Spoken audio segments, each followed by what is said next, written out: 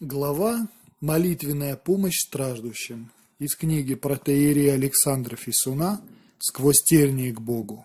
Духовный путь православного священника». Летом 2009 года я приехал в Тамбов и услышал про бабушку, которая лечит различные болезни водой. Ей приносят банку с водой и пишут имя больного. Она как-то молится над этой банкой, потом люди пьют воду понемногу несколько раз в день и исцеляются от многих болезней. Лечение это показалось мне очень подозрительным. Трудно было допустить, что она великая подвижница и лечит молитвой. Скорее всего, читает какие-нибудь заговоры. Я решил поехать к ней, чтобы на месте разобраться и убедить не заниматься нехорошим делом.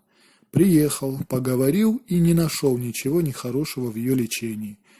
Бабушка с детских лет стремилась к молитве. Главной молитвой было постоянное чтение псалтыри.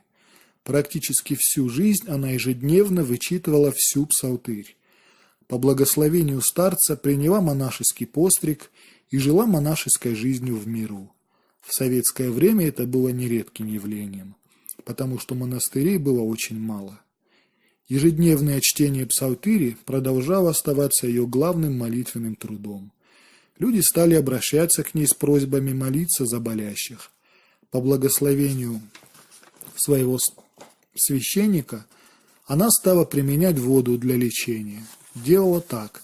Ставила перед иконами 3-литровую банку с водой и вычитывала всю псалтырь за одного болящего. На каждой славе делала земной поклон со словами «Исцели, Господи, раба Твоего имя» и осеняла воду крестным знамением. После прочтения всей псалтыри добавляла в эту воду немного крещенской воды для освящения. Больные пили эту воду и исцелялись и от духовных болезней, и от физических. Исцелялись далеко не все, но достоверных случаев исцеления тяжких болезней было немало. А мне она посоветовала: «Ты священник, твоя молитва сильнее моей, и воду ты сам можешь осветить. Читай псалтырь и лечи свою дочь». До этого мне никогда не приходило в голову самому заняться лечением дочери. Но в словах бабушки все правильно. И псалтырь имеет большую силу, и освященная вода, так что и возразить нечего. И еще положительный фактор. Она-то лечила заочно, больные не присутствовали при чтении псалтыри, а я могу читать рядом с Наташей. Вернулся домой и без промедления приступил к лечению по новому способу. Вычитал всю псалтырь с земными поклонами рядом с дочерью, повторял прошение об исцелении на каждой славе и осенял воду крестным знамением. В конце совершил водосвятный молебен и осветил воду. Оказалось, что это не так уж и трудно. Чтение псалтыри заняло 4,5 часа. С надеждой жду результата. Наташа постепенно выпила всю банку. Ничего не изменилось в ее состоянии. Повторил 2-й раз, потом 3-й. Ничего. И я понял, что не столько важно, какие молитвы мы читаем, сколько то, кто их читает. Старая монахиня всю жизнь читала псалтырь, и Господь дал силу ее молитве. А я имею благодать священства, но не имею дара исцеления болезней. Однако, если с верой просить и молиться, то Господь может и мою молитву исполнить. Для Него все возможно. Решил настойчиво молиться и просить. Ставил воду и уже не один, а несколько раз вычитывал псалтырь. Служил молебны святым, молебен о болящих, затем освящал воду. Молился за Наташу, за других членов семьи, за болящих прихожан. Каждый молебен продолжался очень долго. Поэтому никого не приглашал, молился один. Долго продолжал эти молебны и убедился, что особых целебных свойств эта вода не имеет. Иногда по просьбе прихожан совершал молебны у них дома, без освящения воды, но длительные. Эти молебны очень воодушевляли людей, они потом часто благодарили за положительные результаты. Наступило лето 2012 года. Зрение мое продолжало ухудшаться. Уже с трудом мог читать. Жалко было оставлять службу в церкви, но все шло к тому. И решил я напоследок помолиться в храме от всей души, а там как Господь управит. По согласованию с настоятелем храма я стал служить ежедневные молебны длительностью по 3 часа, а после молебна освящал воду. С прихожанами мы совершали крестный ход вокруг храма, обходя его 4 раза, каждый раз читая Евангелие и окропляя все святой водой. По четвергам вместо молебнов вычитывал всю псалтырь, также с освящением воды и крестным ходом. В служебные дни служил краткий молебен с водосвятием перед литургией. Сделаю отступление на тему крестного хода. В одном из храмов города Моршанска Тамбовской области я увидел в притворе кресты размером немного больше полуметра с удобными ручками. Местные жители рассказали мне, что в прежние годы каждый прихожанин имел дома такой крест. Во время крестных ходов впереди несли большой крест. За ним иконы, а все прихожане шли с такими крестами в руках. Также и после отпевания покойника в храме все провожающие шли до кладбища с крестами в руках. Мне это очень понравилось. Я приобрел кресты и заказал на мебельной фабрике красивые ручки. За лето приобрел 7 крестов, на большее не было средств. Во время крестного хода после молебна раздавал их прихожанам. Это производило очень сильное эмоциональное воздействие на участников крестного хода. Каждый стремился получить такой крест. Встал вопрос, где хранить эти кресты. Я заказал было красивые подставки с рядами отверстий, в которые бы вставлялись кресты. В алтаре справа и слева от горнего места можно было бы разместить до 100 таких крестов. Это нововведение можно было бы согласовать с настоятелем и с владыкой, но меня остановило другое соображение. И молебны, и крестные ходы являлись моей личной инициативой. Когда я прекращу их служить, то продолжать их никто не будет, и будут эти ряды крестов стоять в алтаре без применения. Поэтому я не стал делать подставки. А когда прекратил молебны, раздал кресты знакомым священникам. Жалко, что в богослужебной практике крестные ходы являются редким событием. В церковном песнопении говорится: «Господи, оружие на дьявола крест Твой дал иси нам, трепещет бои трясется, не терпя взирать и на силу его». Чем чаще будем применять это оружие, тем более сильным оно будет. Регулярные крестные ходы предотвратят многие общественные беды. Молебны продолжались все лето. К концу лета пришлось их прекратить, потому что для матушки мои ежедневное отсутствие на длительное время доставляло дополнительные трудности. Впоследствии несколько человек рассказали мне о благодатной помощи от молебнов, но это были единичные случаи. Но мне эти молебны, несомненно, пошли на пользу. Зрение улучшилось и надолго перестало ухудшаться. От длительного чтения окреп от природы слабый голос. Мои попытки помочь болящим людям не дали результатов. И может ли помогать людям обычный священник, такой как я, не обладающий никакими благодатными дарованиями? Широко известны так называемые отчитки, чтение заклинательных молитв для изгнания бесов. Мне кажется, что эти молитвы могут применяться только в некоторых частных случаях. Борьба с бесами напрямую очень опасна. Преподобный Серафим Саровский говорил, что слабейший из них может одним пальцем землю перевернуть. Священник должен иметь большую духовную силу, чтобы не пострадать самому. Поэтому отчитывать могут далеко не все священники. Небольшой опыт отчиток я получил вскоре после семинарии. Во время службы в Грозном я несколько раз ездил к владыке Зиновию в Тбилиси. Он был благодатным старцем и находился в близком молитвенном общении с отцом Кириллом Павловым. На мой вопрос, как помочь людям с духовными повреждениями, он дал мне совет читать молебен с 3 акафистами, а после них запрещательную молитву над страждущими от демонов из священнического требника. Акафисты Спасителю, Божией Матери и Пантелеимону Целителю. Вычитывал акафисты, затем просительную Ектенью, и после нее все молитвы и запрещательную. Люди воспринимали это как обычный молебен, а я никому не говорил про запрещательную молитву.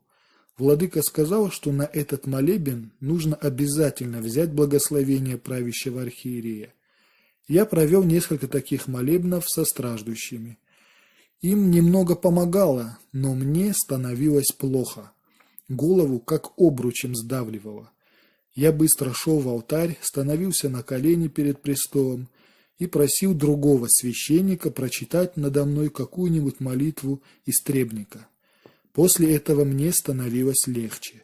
И каждый раз все повторялось.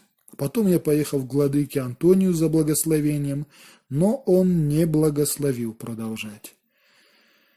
Сильные отчитки с чтением многих запрещательных молитв чаще всего приносят вред, а не пользу. Во время чтения этих молитв люди испытывают такие мучения, что просто жалко на них смотреть. Мучения реальные, а польза сомнительна. Быстрое выдергивание беса причиняет болящим не только физическое страдание. Происходит резкое изменение привычного состояния, духовных и физических структур человека. Организм не справляется с этим и повреждается. Недостаточно удалить беса. Нужно залечить страшные повреждения от его пребывания. Заклинательные молитвы направлены только на изгнание беса, но не на реабилитацию последствий. В результате, после сильных отчиток, человек может заболеть и вскоре умереть. Обычные молитвы, не заклинательные, тоже воздействуют на бесов, но гораздо мягче и безопаснее. Приведу пример из своей практики. Однажды на престольный праздник архистратига Михаила в станицу Темнолесскую приехали 4 человека с тяжелыми духовными заболеваниями. Они не были нашими прихожанами, но надеялись получить облегчение в день престольного праздника. На всеночном бдении вскрикивали, подергивались и вели себя настолько беспокойно, что мешали богослужению. После службы мы, по нашему обычаю, продолжали молиться. Естественно, что в день праздника архистратига Михаила отслужили ему молебен с акафистом. Молящихся осталось немного. Мои духовные чада, которые приехали из Ставрополя, и несколько местных прихожан. В этот день добавились незнакомые нам болящие. Все стали перед большой иконой архистратига Михаила и после молебна с акафистом прикладывались к иконе, а я помазывал их маслом от лампады, висящей перед иконой. Болящие рычали и ворчали, но к иконе подойти не могли. По моей команде каждого по очереди брали под руки, насильно прикладывали к иконе, потом я их помазывал. Хотелось еще помолиться небесным силам, но других последований и молитв у меня не было. Поэтому решил повторить молебен с акафистом архистратигу Михаилу. После второго молебна болящие сопротивлялись гораздо меньше. После третьего они сами прикладывались к иконе, подходили к помазанию, и все внешнее проявление их болезни прекратилось. Утром стояли на литургии абсолютно спокойно. Они не исцелились, но бесы были подавлены молебнами и затихли. Болящие на какое-то время получили облегчение. Я продолжал искать неопасный и доступный для рядового священника и для болящих способ лечения.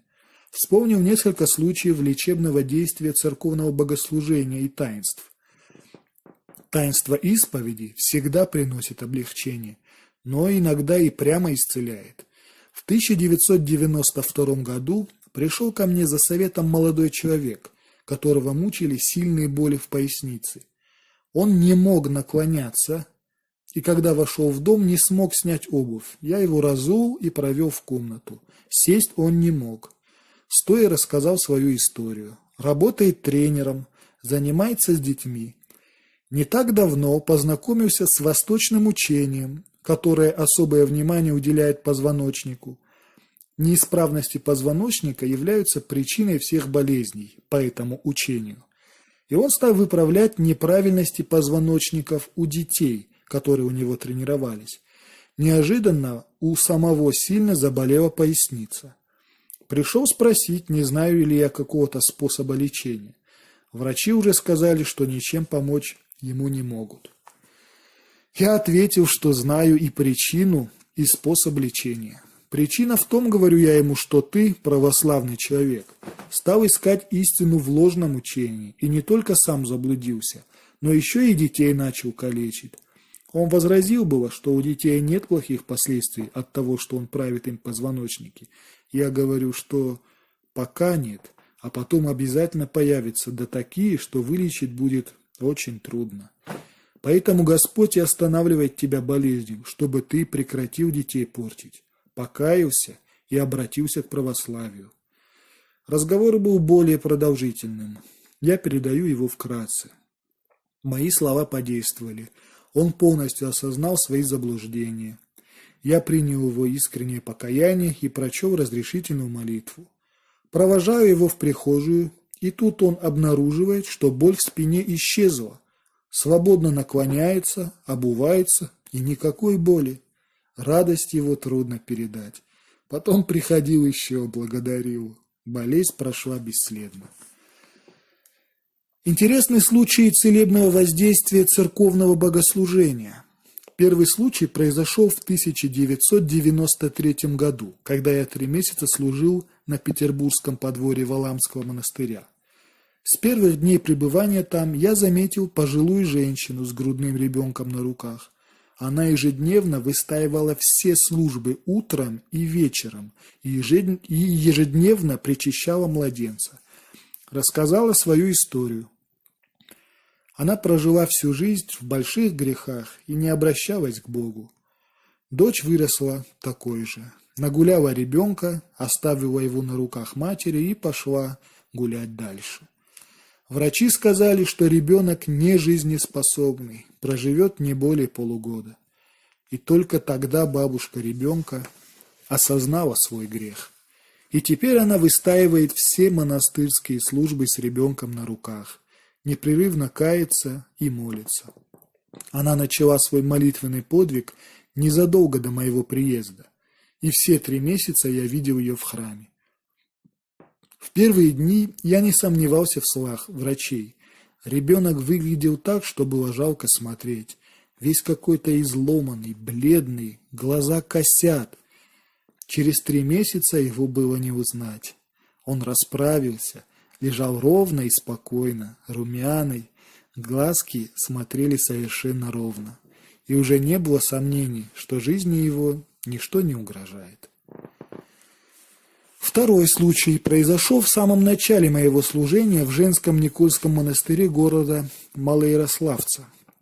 Я заметил молодую женщину, которая также ежедневно приходила на службы и простаивала от начала и до конца. Через некоторое время она подошла на исповедь, и после исповеди сказала, что заболела психическим расстройством. Ее уволили с работы из-за полной профессиональной непригодности. Она не просила у меня помощи, да я и не знал, как ей помочь. Она продолжала свое ежедневное молитвенное состояние. Изредка исповедовалась и причащалась. Примерно через 4 месяца она сказала мне, что выздоровела. Ее пригласили выйти на прежнюю работу.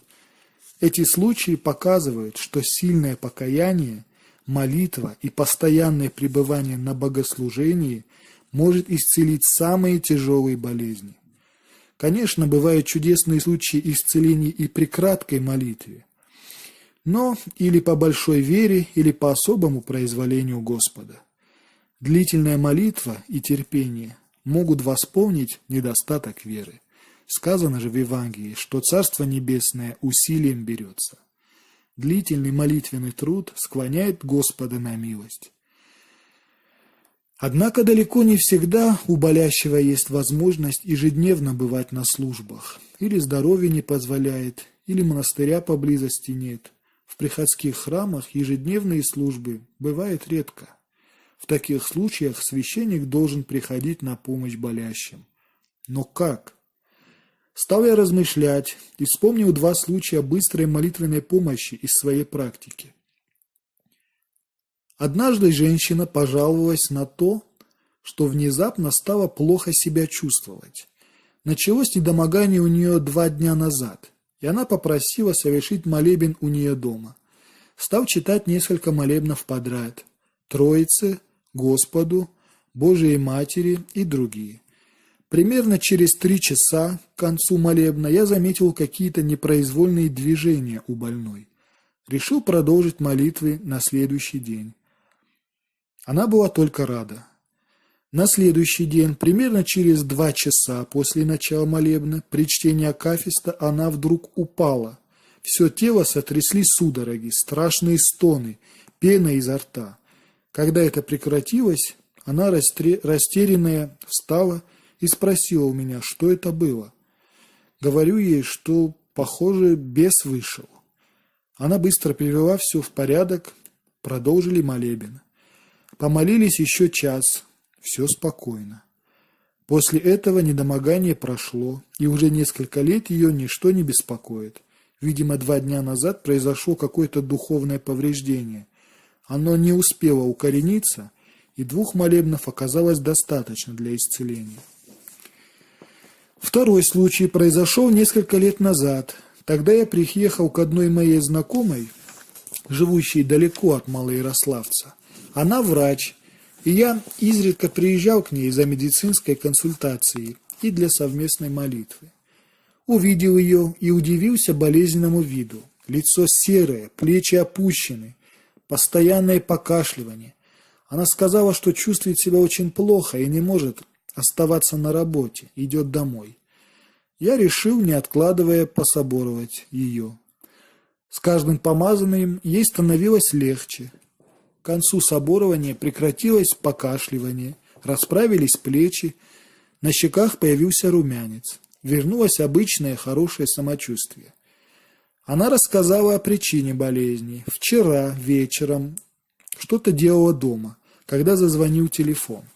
Она взяла трубку и услышала женский голос, который произнес совершенно неразборчивую скороговорку.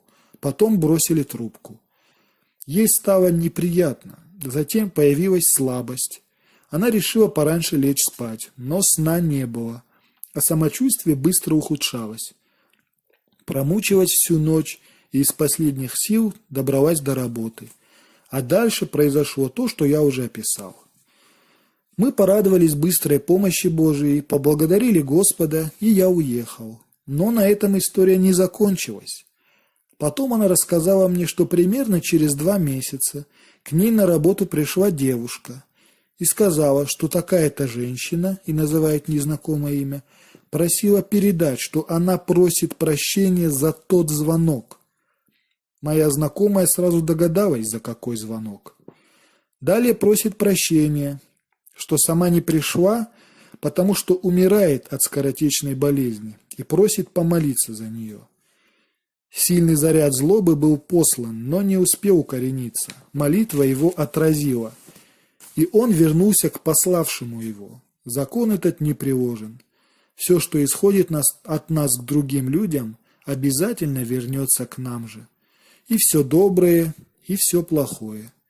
Промысл Божий определяет, быстро мы получим воздаяние или позже. Но получим обязательно. Избежать этого невозможно. Эти случаи подтвердили мои наблюдения, что быстрое исцеление наступает тогда, когда болезнь началась недавно и еще не укоренилась. Церковная служба исцеляет душу и тело.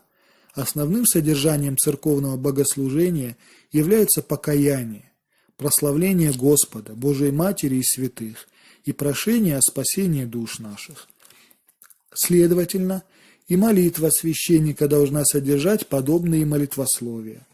Такие молебны должны мягко и безболезненно улучшать состояние болящих до полного выздоровления. Мы просим Господа о помощи и не обращаем внимания на бесов. Господь сам с ними разберется и безопасно залечит наши раны. С весны 2014 года начал я регулярно проводить молебны с болящими. В храме не стал этого делать, потому что слух о специальных лечебных молебнах быстро привлек бы много людей. А я на опыте убедился, что духовная нагрузка должна быть по силам. Если буду усиленно молиться за многих болящих, то им не помогу и сам надорвусь. Поэтому отбирал несколько человек по предварительной договоренности и молебны проводил дома.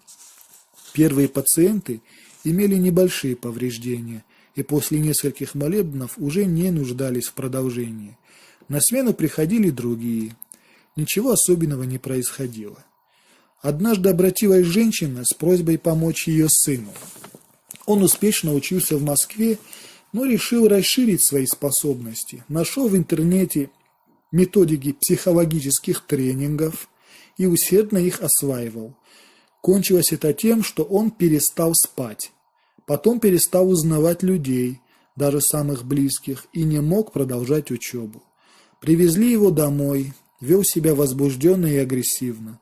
Врачи настаивали на немедленной госпитализации. Но мать опасалась, что после лечения в больнице сын не сможет продолжить учебу. Просила меня о помощи. Сначала я сомневался, что смогу ей помочь, но она настойчиво просила. Решил попробовать. Случай трудный, поэтому занимался с ним одним. Заболевание было очень похоже на действие бесовской силы. Решил соборовать несколько дней подряд, по 3 раза. В первый день его держали 4 мужчин, и я с трудом мог его помазывать. Он кричал и вырывался. На второй день он сопротивлялся меньше. На 3-й день его уже не держали, но стояли наготове рядом. На 4-й день он стоял спокойно и после соборования сказал, что хочет исповедаться. Хорошо, подробно исповедовался, и с тех пор поведение его стало вполне нормальным. 12 соборований убрали основное повреждение, но до исцеления было еще далеко. Даже небольшое умственное усилие вызывало сильную головную боль. Еще несколько месяцев продолжалась реабилитация, но уже не индивидуально, а вместе с другими. Он приходил 1 или 2 раза в неделю на обычные молебны, пока не почувствовал себя полностью здоровым. Затем успешно продолжил учебу. Сейчас его ничто не беспокоит. Были и другие впечатляющие случаи исцеления недавно приобретенных заболеваний. У молодого человека неожиданно заболело сердце. После месячного пребывания в больнице врачи дали заключение, что помочь ему может только пересадка сердца. Предложил ему усиленно помолиться. Он с радостью согласился. Молились с ним 10 дней. За первые 5 дней я его 15 раз пособоровал. Еще 5 дней служил молебны. Повторное обследование в той же больнице показало, что сердце здоровое, а печень пострадала от сильных лекарств при интенсивной терапии. Однако чаще приходят люди с застарелыми болезнями. Можно ли им помочь? Продолжал молебны и наблюдал за результатами. Долго ничего особенного не происходило. Потом обратил на себя внимание один мужчина. Обратился он ко мне потому, что уже много лет в дни церковных праздников у него болела голова. Молебны ему понравились, и он стал регулярно ходить на них. И вот после 15-го молебна он стал натужно зевать во время молитвы. Затем ему становилось плохо, не мог стоять, садился. После окончания молебна становилось лучше. После 18-го молебна от него стал исходить зловонный запах, который чувствовал и он, и окружающие люди. На следующих молебнах страдания во время молебна усилились. Теперь приходилось делать перерывы, чтобы выздоровление шло постепенно, не доставляя ему лишних мучений.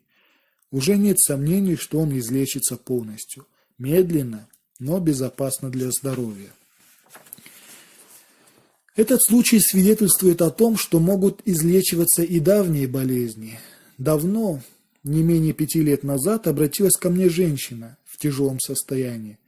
Она жила недалеко от Малоярославца и часто приезжала в наш храм. Ей постоянно становилось плохо. На работу ходила из последних сил. Часто была на больничном, иногда попадала в психиатрическую больницу. Реакция на все святыни была необычная. Просфоры есть не могла, святая вода вызывала рвоту, псалтырь читать не могла, сразу становилось плохо. По ее просьбе я пытался молиться с ней в храме, но после 10-минутной молитвы ей становилось плохо. Выхода у нее не было. Без молитвы плохо, но и после молитвы становилось плохо. Однако после молитв за ухудшением следовало улучшение на какое-то время. Я видел, что вылечить ее не в моих силах, но по ее просьбе изредка служил краткие молебны. Примерно раз в 1,5 или 2 месяца. По прошествии 5 лет она стала выдерживать более длительные молебны. Сейчас регулярно посещает 3-часовые молебны и выдерживает их нормально, но по возвращении домой болеет. Однако самочувствие ее много лучше прежнего и продолжает улучшаться. Конечно, такие медленные темпы лечения неприемлемы. А ускорить излечение может только увеличение силы молитвы. Для Божьей благодати нет пределов.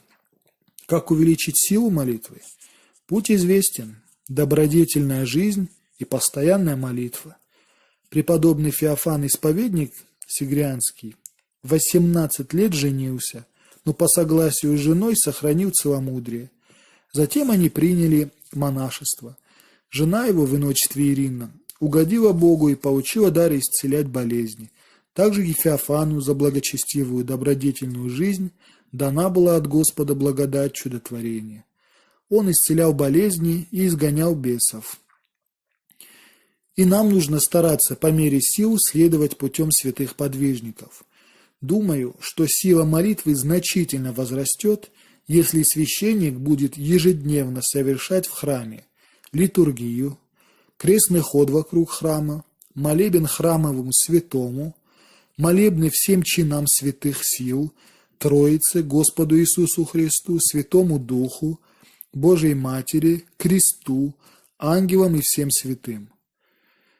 Если в этом храме будут 2 или 3 единомысленных священников, то будет еще лучше. Думаю, что при таком служении Господь вскоре пошлет изобильную благодать.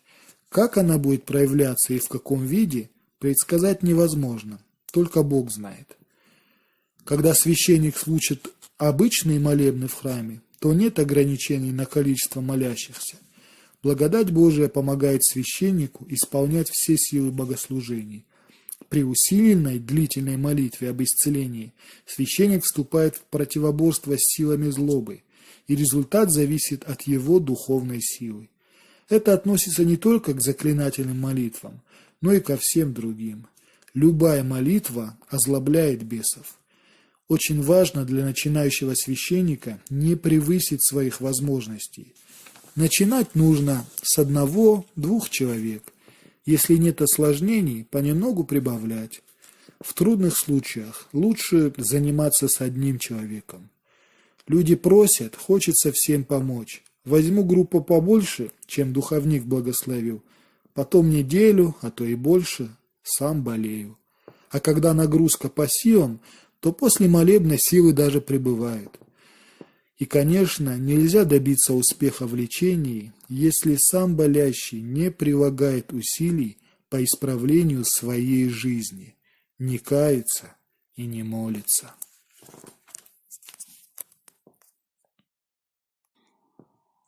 Глава «Молитвенная помощь».